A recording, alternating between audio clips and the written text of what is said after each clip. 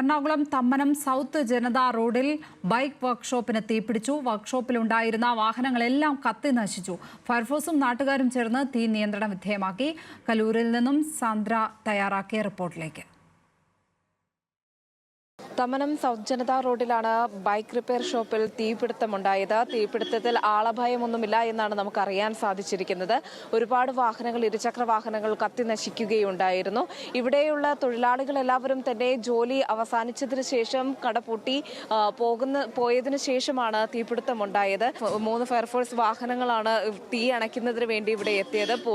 കട പൂർണ്ണമായും കത്തി നശിച്ചു എന്ന് പറയാൻ സാധിക്കില്ല. പക്ഷേ വലിയ നാശനഷ്ടം ഉണ്ടാക്കുന്ന വിധത്തിൽ കടയിൽ ഒരുപാട് വലിയ രീതിയിൽ തന്നെ തീപിടുത്തം ഉണ്ടായിട്ടുണ്ട്. 2 വീലർ വർക്ക്ഷോപ്പാണ്.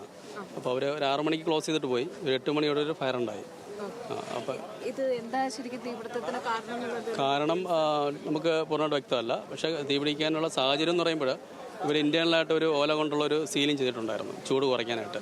കാരണം ഇതിന് റൂഫ് ഹൈറ്റ് കുറവായതുകൊണ്ട് തന്നെ അത്യാവശ്യം ചൂടുള്ള ഒരു സ്ഥലമാണ്. അപ്പോൾ അതുകൊണ്ട് തന്നെ ചൂട് കുറയ്ക്കാൻ ഓല കൊണ്ടൊരു സീലിംഗ് ചെയ്തിട്ടുണ്ടായിരുന്നു. അപ്പോൾ അതാണ് ഇത് റിസ്ക് ഉണ്ടാക്കിയത്. ആർക്കും അപകടമൊന്നുമില്ല, ആളപായമില്ല. കാരണം 6 മണിക്ക് തന്നെ അവർ ക്ലോസ് ചെയ്തിട്ട് പോയിട്ടുണ്ടായിരുന്നു. 8 മണിയോടെയാണ് സ്റ്റാർട്ട് ചെയ്തത് ഫയർ. അതുകൊണ്ട് തന്നെ ആളപായം ഇല്ല. തീ പൂർണ്ണമായിട്ടും കൺട്രോൾ ചെയ്തു. ഒരു 50ഓളം വാഹനങ്ങളുണ്ടായിരുന്നു. അതിൽ 25 അവർ മാറ്റിയിട്ടുണ്ടായിരുന്നു. ബാക്കി ഒരു 25ഓളം വാഹനങ്ങൾ കത്തിയിട്ടുണ്ട്. അപ്പോൾ അയൽവാസികളായിട്ടുള്ള ആളുകളാണ് തീപിടുത്തം ഉണ്ടായ വിവരം കാണുകയും ഫയർഫോഴ്സിനെ അറിയിക്കുകയും ചെയ്തത്. 50ഓളം വാഹനങ്ങൾ ഉണ്ടായിരുന്നു. അതിൽ 25ഓളം വാഹനങ്ങൾ തന്നെ അവർ ഇവിടുന്ന് നീക്കുകയുണ്ടായി. ബാക്കിയുള്ള വാഹനങ്ങൾ പൂർണ്ണമായും കത്തി നശിക്കുകയുണ്ടായി. പക്ഷേ ഫയർഫോഴ്സ് ഉടൻ തന്നെ വിവരമറിഞ്ഞെത്തുകയും തീപിടുത്തം നിയന്ത്രണ വിധേയമാക്കുകയുമാണ് ഉണ്ടായത്.